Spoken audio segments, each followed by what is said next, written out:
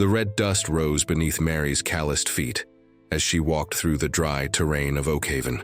20 years of prayers had not produced the miracle her heart so deeply desired. The sun, as relentless as the sharp tongues of the neighbors, beat down on the dying fields. Mary paused for a moment, adjusting the faded scarf that protected her prematurely graying hair, silent witnesses to 2 decades of tears shed on her prayer mat. "They say God always answers prayers," she murmured to the vast blue sky that seemed as indifferent as it was fertile, while her own womb remained as barren as the land beneath her feet. "But how much longer, Lord? How much longer must I wait?" Silence was her only answer, as it had been for 20 long years. 20 full cycles of seasons, 20 wedding anniversaries with Joshua, the carpenter with gentle hands and hesitant faith. 20 years contemplating the miracle of life emerging in the wombs of other women, some younger, some less devout, while her own body refused to bloom.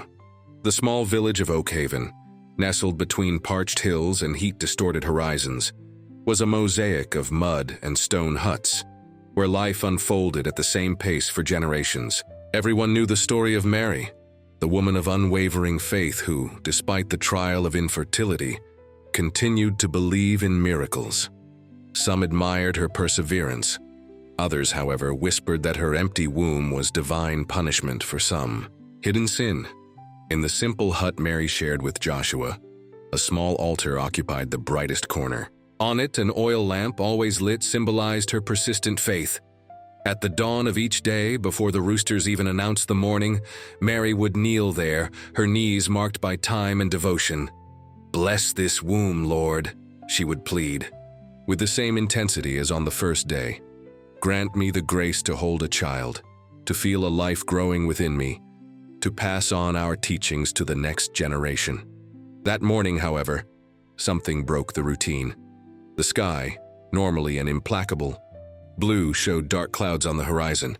They weren't rain clouds. That blessing had abandoned Oakhaven months ago, but a sign that travelers were approaching. A caravan, perhaps, bringing goods and news from the world beyond the hills. Joshua found Mary still kneeling when he entered the hut carrying wood for his daily work. "The merchants are coming," he said, carefully setting the planks on the floor. "Maybe they'll bring seeds more resistant to the drought." Mary stood up, her eyes momentarily alight with hope, not for the seeds, but for what every arrival of strangers represented. Possibilities, different stories, perhaps even new advice on how to conceive. How many remedies had she tried? How many bitter herbs had she swallowed? How many amulets had she carried against her chest until she realized they contradicted her faith? "I've finished my prayers," she replied, adjusting her simple dress. "I'll prepare something to offer the travelers." The arrival of outsiders was always an event in Oakhaven. Children ran excitedly, kicking up even more dust into the already stifling air. The men interrupted their work, and the women hurried to organize small offerings of hospitality: a jar of water, a piece of bread, preserved fruit from the last season of abundance. But it wasn't merchants approaching. It was just an elder woman walking alone along the arid path leading to the village. Her gait was surprisingly firm for someone so advanced in age, and her face, marked by countless wrinkles, seemed to contain the wisdom of many centuries. She wore a deep blue, almost black cloak, which contrasted dramatically with the sun-bleached environment. The children, initially excited, recoiled when the old woman approached. There was something in her eyes, an unusual, almost supernatural gleam that inspired both respect and fear. The adults, more cautious, offered water and shade, which the elder woman accepted with a silent nod of her head. Mary watched from a distance, feeling an inexplicable attraction to the mysterious visitor. There was something about that woman that spoke directly to her heart, as if they both shared a secret Mary didn't even know yet. It was at the communal well, the following afternoon, that their paths finally crossed. Mary was pulling the well rope, which offered less and less water, when she felt a presence behind her. Turning around, she met the penetrating gaze of the elder woman. "You carry a heavier burden than this jar, daughter," said the old woman, her voice surprisingly melodious. a desire that weighs more heavily with each passing year. Mary felt her heart race. How could this stranger know her most intimate pain? You know about me?" she asked, setting the water jar on the ground. The elder woman smiled, revealing surprisingly white and perfect teeth.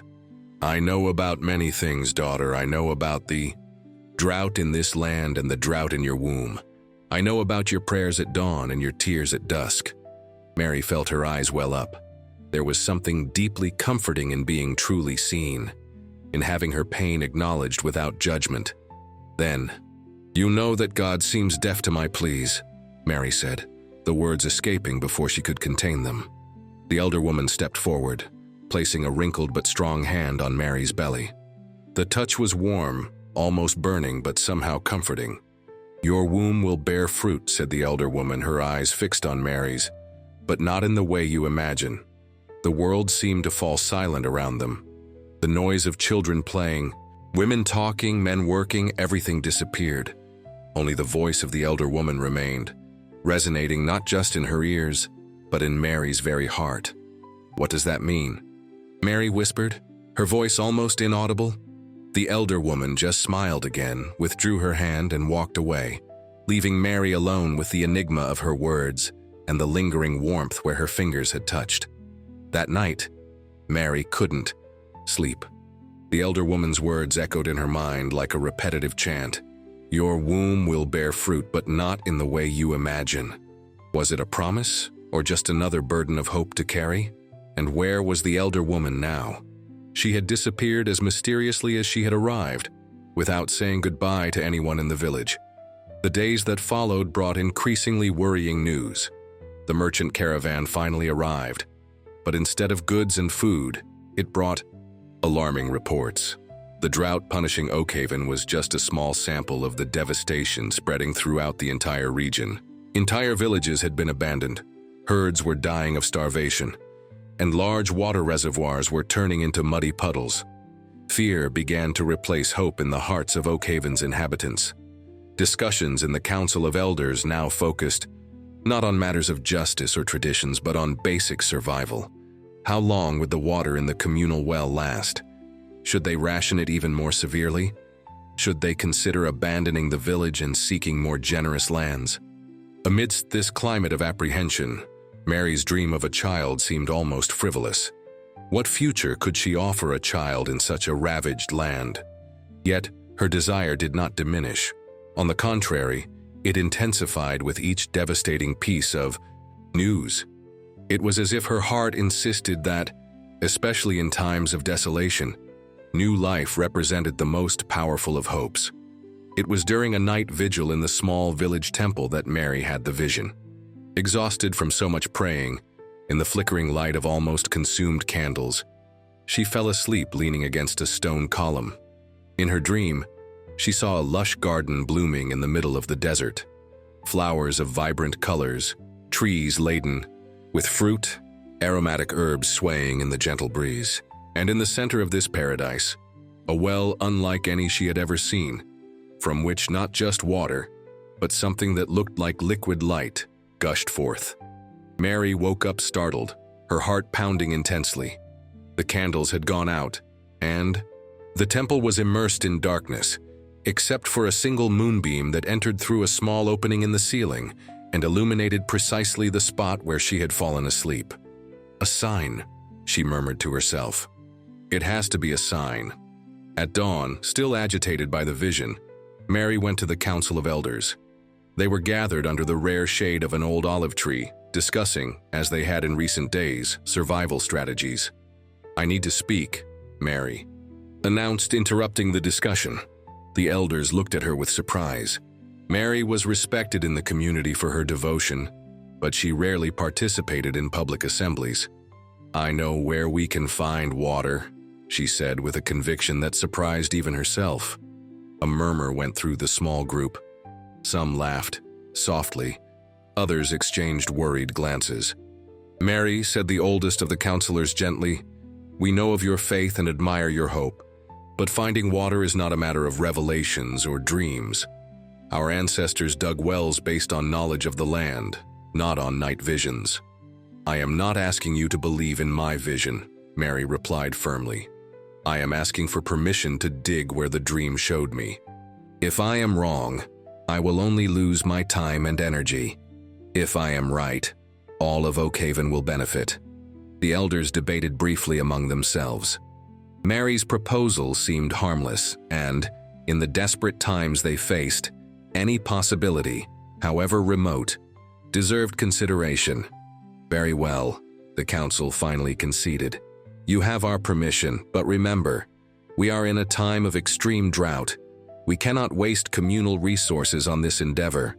Mary thanked them with a nod and quickly withdrew, her heart light for the first time in many days. Now she needed to convince Joshua to help her, which might prove to be an even more challenging task. As expected, her husband was skeptical.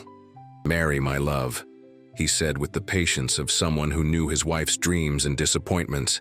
"Well, we already have enough water to survive for a few weeks. The elders are sending messengers to seek help in the larger cities. We need to be patient." "It's not about patience, Joshua," Mary insisted. "It's about faith, about believing that God can transform even the desert into a garden." "And what if we don't find water?" he questioned. "What if we spend our strength digging the barren soil and come back empty-handed? What will that say about your faith?" Mary held her husband's hands, those skilled hands that transformed raw wood into objects of beauty and utility. "It will say that I had the courage to try," she replied softly. "That I wasn't paralyzed by the fear of failure. That I believed, until the end, in the God who knows our hearts better than we know ourselves." Joshua sighed deeply. How could he deny anything to that woman who, despite all trials, kept the flame of hope alive? "All right," he finally conceded. "We'll start tomorrow at sunrise, but don't expect others to help us with this madness." However, news of Mary's plans spread quickly through the small community. And to the couple's surprise, when they arrived, at the location indicated in the vision, an apparently arid area at the eastern edge of the village, they found 3 young men waiting for them, shovels and picks in hand. "We came to help," one of them simply said. "If there's water to be found, the more hands working, the better." In the days that followed, more people joined the effort. Not that they fully believed in Mary's vision. Many participated out of sheer desperation, others out of respect for her persistence, some just to have something to do besides contemplating the surrounding desolation. The work was arduous. The soil, parched by months of relentless sun, resisted the tools as if protecting a treasure. The first layers were pure dust, which got into eyes and noses, making breathing difficult. Then came a compact, almost petrified clay, which required twice the effort to remove. After a week of uninterrupted work, some began to abandon the project. The well was already 3 men deep and not a sign of moisture. Joshua, though he never vocalized his doubts, became increasingly worried about his wife's physical exhaustion, as she insisted on working as hard as any man. "Rest for a bit," he would plead when the sun reached its highest point. "At least seek shade during the hottest hours." But Mary refused to stop. There was something almost frantic in her determination, as if each shovel of earth removed was a step closer, not just to water, but to her own personal miracle. It was on the 12th day, when only Joshua and 2 other men persisted alongside Mary, that the miracle happened. One of the helpers, removing a large piece of clay, noticed that the material beneath looked different, darker, more pliable. "Mary," he called out, excited. "Come see this." The group gathered around the small discovery. It was undeniable. The soil was damp, not soaked, but definitely not as dry as everything they had excavated so far. "Keep going," ordered Mary, a new energy taking hold of her exhausted body. "We're close. I know we're close." They worked with renewed vigor, and soon the moisture became more evident. The soil, previously resistant, began to yield more easily to the tools. And then, as the daylight was already beginning to fade, one of the men let out a cry of jubilation. "Water!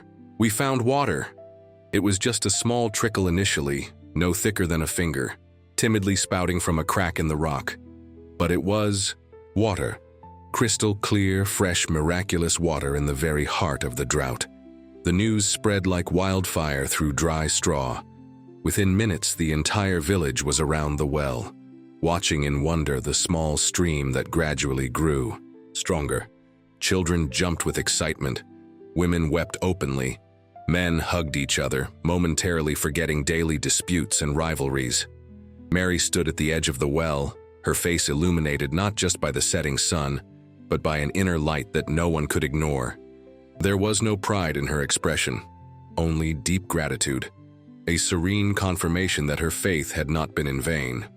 Mary's well, the villagers whispered among themselves, a true miracle.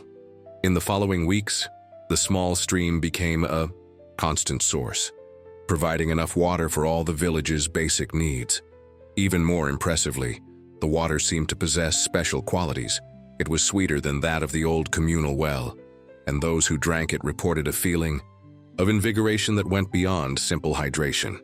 The reputation of the miracle spread beyond the borders of Oakhaven. Travelers began to detour from their usual routes to visit the famous Well of the Woman of Faith. Some came out of curiosity, others out of desperate need for water in times of scarcity, and still others, mainly women, came drawn by rumors that drinking that water could cure infertility. Mary received everyone with the same kindness, never charging for the water, insisting only that visitors respect the sacred nature of the place. To each pilgrim she told her story, not to glorify herself but to bear witness to divine faithfulness. "I prayed for 20 years, she would say, and when the answer came, it was in a way I never imagined. I learned that God doesn't follow our schedule or our plans, but His timing is perfect." What Mary didn't reveal to visitors was that, despite the miracle of the well, her womb remained barren. The elder woman's words, "Your womb will bear fruit, but not in the way you imagine," still echoed in her mind, an unresolved enigma. There were moments in the privacy of her prayer mat when the old bitterness tried to rekindle. Why would God grant her the miracle of water for everyone, but deny the miracle of a child just for her? But these doubts didn't last long. The transformation Mary witnessed around her, the village flourishing again, families returning, new huts being built, was a constant reminder that something greater than her personal desires was at stake. And then, when the well was 3 months old, the young pilgrim arrived. She appeared early one particularly hot morning, staggering along the dusty road leading to the village. She seemed to have walked for days, her face sunburned, her lips cracked with thirst, and in her arms, wrapped precariously in a faded shawl, was a baby, a boy perhaps 3 months old, whose weak whimpers betrayed his state of dehydration. Mary was at the well when the young woman arrived. Seeing her condition, she rushed to meet her, guiding her to the shade of a nearby olive tree. "Water," whispered the young woman, her voice almost inaudible.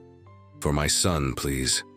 Mary quickly brought a jar from the well, helping the young woman give small sips to the baby, who initially refused to drink but soon eagerly sucked the revitalizing liquid. "What's your name?" Mary asked gently, observing the young woman's trembling hands holding the jar. "Ruth," she replied. "And this is Benjamin." Mary helped Ruth and little Benjamin settle into her own hut, insisting that the young woman take her bed while she improvised a mat on the floor. Joshua, moved by the situation, quickly built a simple cradle for the baby, while Mary prepared strengthening broths and healing teas for the exhausted pilgrim. Little by little, Ruth revealed her story. She came from a distant village, completely devastated by the drought. Her husband had died trying to defend their few belongings from desperate looters. Pregnant and alone, she took refuge with relatives in a larger city where Benjamin was born, but hunger eventually reached them there too, and she decided to set out in search of the legendary, miraculous well she had heard rumors about. "I didn't think of myself," she explained, her eyes fixed on the son who now slept peacefully. "I just thought I couldn't let him die of thirst when there was water to be found." Mary listened to Ruth with a mixture of admiration and recognition. In that fearless young mother, she saw reflections of her own determination, the same willingness to risk everything for a purpose greater than herself.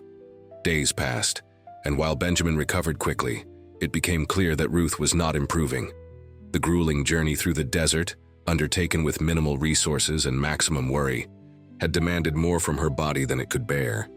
Intense fevers consumed her during the night, and during the day she could barely get up to care for her son. Mary became the guardian of both, caring for the mother with the same dedication she would have cared for the child. She prepared herbal poultices, applied cold compresses to Ruth's burning forehead, whispered prayers while the young woman slept her restless sleep. And when Ruth was semi-conscious, Mary cared for Benjamin, cradling him, singing old lullabies, feeling the comforting weight of that small body against her chest. There was something terribly beautiful and terribly cruel in this painful providence. Mary, who had always dreamed of holding a child, finally had a baby in her arms, but only because his true mother was dying. In the early hours of the 4th day after her arrival, Ruth called Mary to her bedside. Her voice was just a whisper, her eyes bright with fever and a perception that transcended physical suffering. "I'm not going to get better," she said simply. "Don't say that," Mary replied, holding her hot, damp hand. "You're young and strong. The fever will break." Ruth smiled slightly, a smile that held a wisdom beyond her years. "We both know the truth," she insisted, "and I'm not afraid. But Benjamin," her voice faltered momentarily, broken by emotion, "my son needs a mother." Mary felt her heart constrict. She knew what was coming next, and part of her wanted to flee that room, that responsibility, that moment of decision. "Mary," Ruth continued, squeezing her hand with surprising strength, "you've cared for me like a mother cares for a daughter. I've seen how you look at Benjamin, with the same love I feel for him. I beg you, be the mother I cannot be. Raise him as your son." Tears ran freely down Mary's face now. They weren't tears of sadness or joy, but of a complex emotion that had name, a mixture of gratitude, guilt, honor, and a tremendous sense of responsibility. He is your son," she finally replied, her voice almost as weak as Ruth's. "And he will be yours too," the young woman insisted. "This is the fruit that did not come from your womb, but that God destined for your heart. Promise me, Mary. Promise that he will grow up knowing love." How could she deny such a request? How could she refuse this terrible and wonderful gift? "I promise," Mary finally said, leaning down to kiss Ruth's burning forehead. "I will love Benjamin as my own son. He will know your story. He will know of his mother's courage, of the journey you made to save him." A smile of peace illuminated Ruth's feverish face. "Then I can depart in peace," she whispered. "Thank you, mother of my son." Ruth passed away before dawn, her body finally freed from suffering, her spirit confident that she was leaving her most precious possession in good hands. Mary and Joshua buried her with full honors, as if she were part of their own family. The entire village attended the funeral, paying respect not only to the young woman who had undertaken an impossible journey to save her son, but also to the new reality that was unfolding. Mary, the woman who had prayed for 20 years for a son, now cradled a baby against her chest. Acceptance, however, was not universal. Some village elders questioned the propriety of Mary raising a child of foreign blood. After all, what was really known about Ruth or her origins? And what if the baby brought bad luck, just as his arrival had coincided with his mother's death? The local priest, initially hesitant given the complexity of the situation, eventually sided with Mary. He argued that the baby's arrival, right after the miracle of the well, could only be interpreted as a divine sign. It wasn't Mary who had sought the child. The child had been brought to her by a chain of events that clearly indicated divine intervention. Thus, with the blessing of the priest, Benjamin was officially adopted by Mary and Joshua. The carpenter, initially intimidated by the idea of fatherhood so late in his life, quickly fell in love with the boy, whose curious eyes lit up whenever he saw the tools and wood shavings in the workshop. Life in Oakhaven was beginning to find a new balance. Mary's well provided enough water not only for basic survival, but also for small-scale irrigation. Small gardens sprang up in the yards of the huts, bringing color and life to the previously monotonous landscape. The place's reputation as a miraculous oasis attracted not only temporary pilgrims, but also new families who decided to settle permanently in the village. Amidst this community renewal, Mary's small family flourished. Benjamin grew up healthy, his first words and steps celebrated not only by his adoptive parents, but by the entire village, which considered him in some way a collective symbol of hope, the child who had arrived at the most critical moment and brought the future with him. Mary often told little Benjamin the story of his biological mother, the brave Ruth, who had crossed the desert to save him. She never allowed the boy to think, not even for a moment, that he wasn't loved or wanted by his birth family. On nights of the full moon, she would take him to the small grave outside the village, where they would lay wildflowers and Mary would whisper, "See, Ruth, your son is strong and happy. You did not make your journey in vain." It was when Benjamin was 6 months old under Mary's care that the most difficult test arrived. A luxurious caravan with adorned camels and armed guards entered the village, causing a stir among the inhabitants. From it descended a middle-aged man, richly dressed, accompanied by an equally elegant woman and 3 servants. They went directly to the priest's house, where they stayed in a long conversation. Soon the rumor spread. They were relatives of Ruth, from the city of Riverton, who had spent months searching for her after learning of her desperate flight. Mary felt her heart turn cold with fear when a summons arrived. She and Joshua were to appear at the temple with Benjamin for a meeting with the visitors. Still, she hid nothing, nor did she try to flee. With the child in her arms and Joshua by her side, she presented herself as requested. The rich man who introduced himself as David, the brother of Ruth's deceased husband, got straight to the point. "This is my nephew's son," he declared, pointing to Benjamin, "the last of my brother's lineage. We have come to take him and raise him according to his birthright, with all the advantages our position can offer." Mary held Benjamin more firmly against her chest, a wave of panic washing over her body. To lose the child, now that she finally had him, the mere idea seemed to rip her heart out. "I feel your pain," David said, observing her reaction, "and we thank you for caring for the boy. You will be generously compensated, but understand, he is of our blood, of our family. We have documents and witnesses that prove our kinship and our right to the child's custody."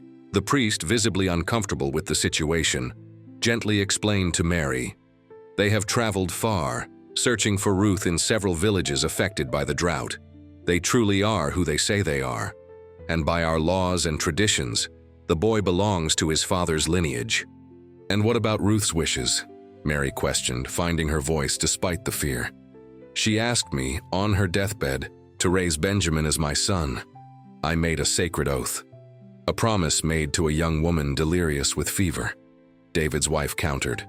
"Ruth was not in a condition to make such a decision. If she had been in her right mind, she surely would have wanted her son to be raised by his true family, with all the opportunities we can provide."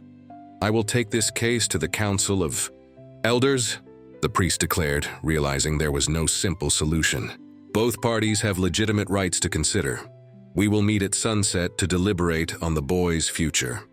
News of the dispute spread quickly, dividing the villagers' opinions. Some supported Mary, arguing that she had transformed Oakhaven with her well and her unwavering faith, and that separating mother and child would be unnecessary cruelty.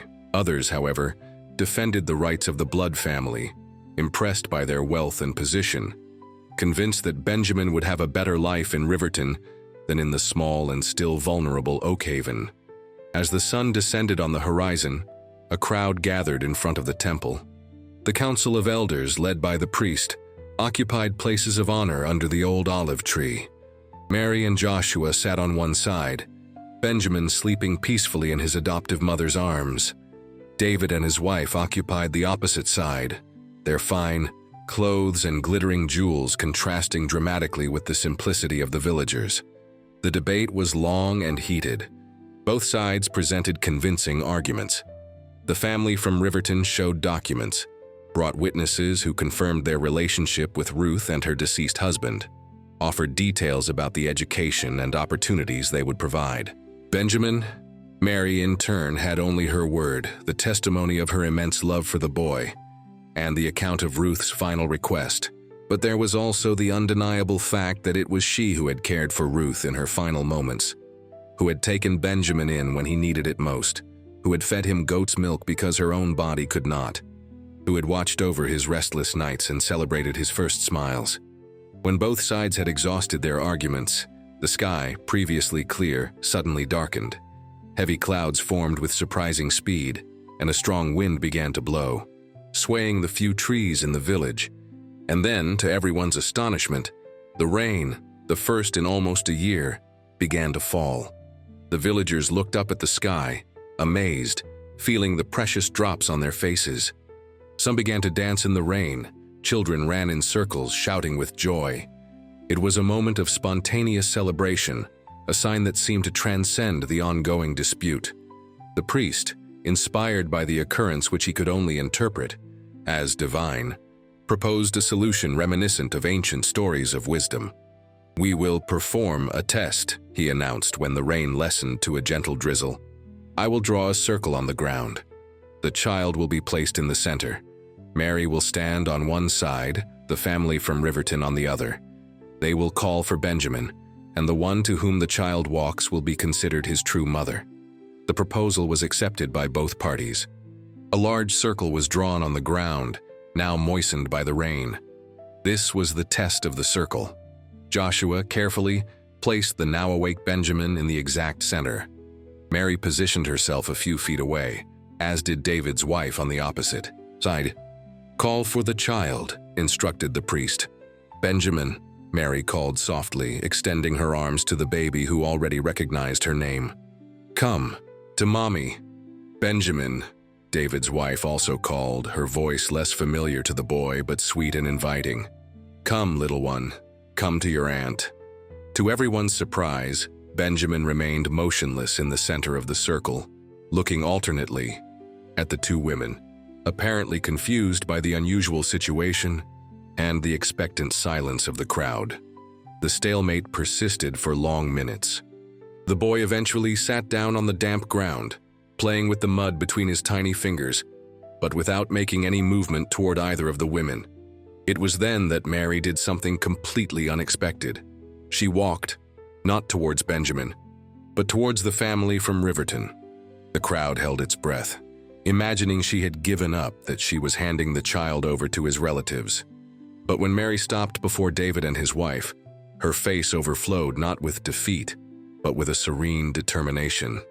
"If you truly love this child as I do," she said in a clear voice that everyone could hear, "then I suggest a different solution. Stay in our village, drink from our well, become part of our community. We will raise Benjamin together as an extended family, united not just by blood, but by sincere love for this child." A murmur went through the crowd. The proposal was unprecedented, a complete break with the traditions of custody disputes, where one side inevitably lost. David and his wife exchanged surprised glances. Clearly, they had not expected this reaction. The rich woman leaned down to pick Benjamin up from the circle, lifting him into her arms. The boy didn't protest, but his eyes remained fixed on Mary, his little arms reaching out towards her. "Look," said David's wife, noticing the gesture. "He recognizes her. He loves you." There was a vulnerability in her voice that hadn't been there before, a realization of the depth of the bond between Mary and the child. David, a practical man accustomed to complex business negotiations, considered the proposal with renewed interest. "How would this work exactly?" he asked. "Our lives are established in Riverton. Build a house here," Mary suggested. "A house as comfortable as the one you have in Riverton. Joshua will help. He's the best carpenter in the region.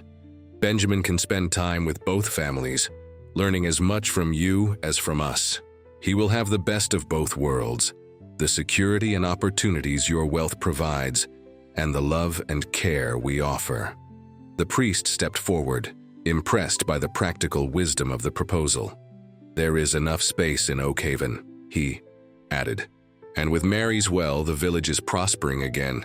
You would bring your skills, your business knowledge. Everyone would benefit.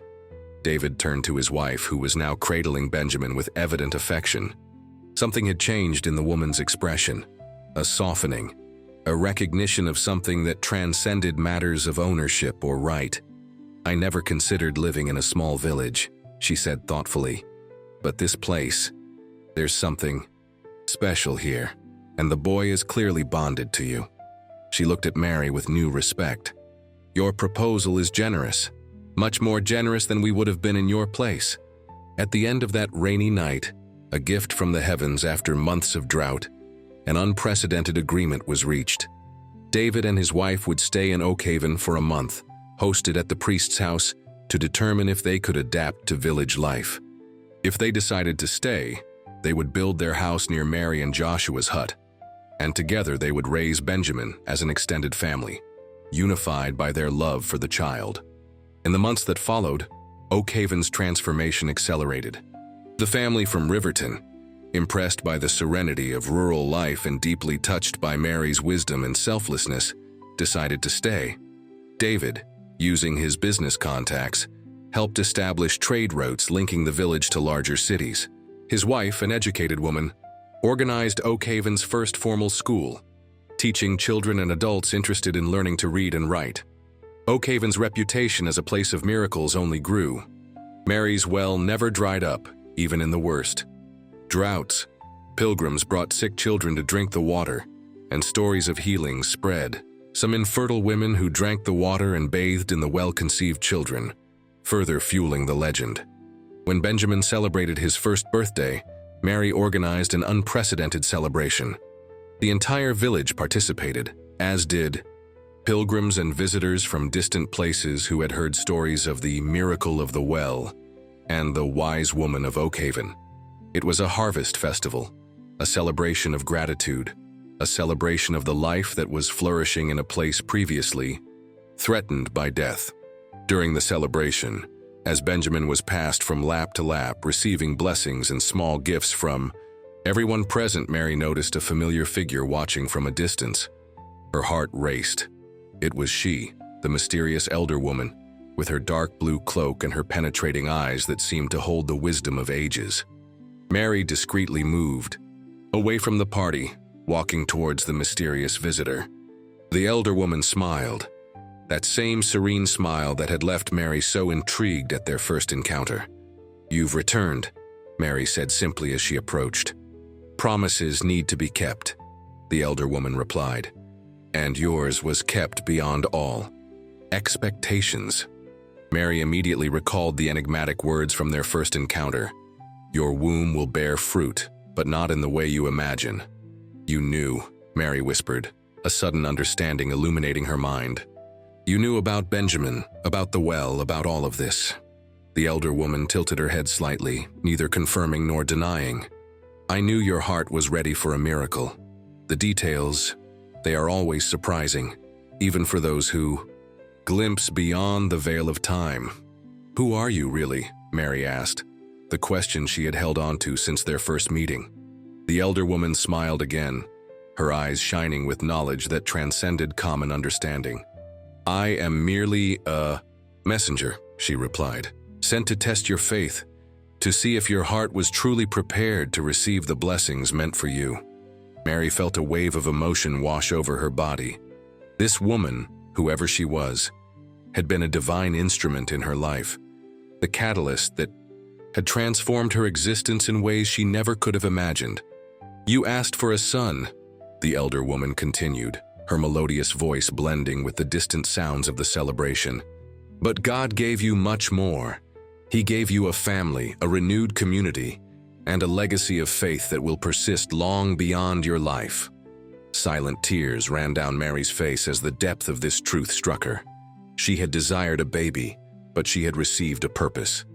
She had sought the personal joy of being a mother, but she had become a channel of blessing for an entire village. "Thank you," she murmured, reaching out to touch the elder woman, wanting to make sure she was real and not a vision. But her movement met only empty air. The mysterious elder woman had disappeared as silently as she had appeared, leaving only a soft aroma of desert flowers in the night air. Mary remained there for a moment, contemplating the starry horizon. Then, with a sigh of contentment, she returned to the party, to her extended family, to the boy who had not come from her womb, but who was, in every way that mattered, the son for whom she had prayed for 20 years. Throughout the following years, the small village of Oakhaven transformed into a prosperous center of pilgrimage. What had begun as the solitary journey of a woman seeking a child had become the story of an entire community reborn through faith and perseverance. Benjamin grew up strong and wise, absorbing the best from his two families. From Mary and Joshua, he learned unwavering faith and honest work. From David and his wife, he received formal education and knowledge of the world beyond Oakhaven. And from everyone, he learned the most important lesson: that true love transcends blood ties, that family is built not just by birth but by the bonds forged in shared trials. As for Mary, she finally understood that her 20 years of prayers had been heard and answered, not exactly as she had planned, but in an infinitely broader and more significant way. For she was not just Benjamin's mother, but had also become a kind of spiritual mother to all who found hope in her story and renewal at her well in the desert.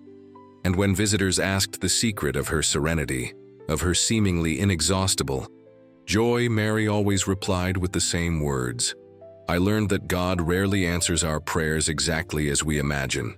Sometimes the miracle is not receiving what we asked for, but discovering that what we were given is exactly what our soul most deeply needed." These words, first whispered to a solitary pilgrim, were eventually inscribed in stone above Mary's well, becoming a permanent reminder for all who sought not just water for their bodies, but renewal for their parched souls. And so, what began as a story of deprivation and despair transformed into a song of joy, a testament to the timeless truth that, in the words of the mysterious elder woman, "Your womb will bear fruit, but not in the way you imagine." A promise fulfilled through unexpected paths, a miracle revealed not in the exact fulfillment of our desires, but in the surprising perfection of divine plans for our lives.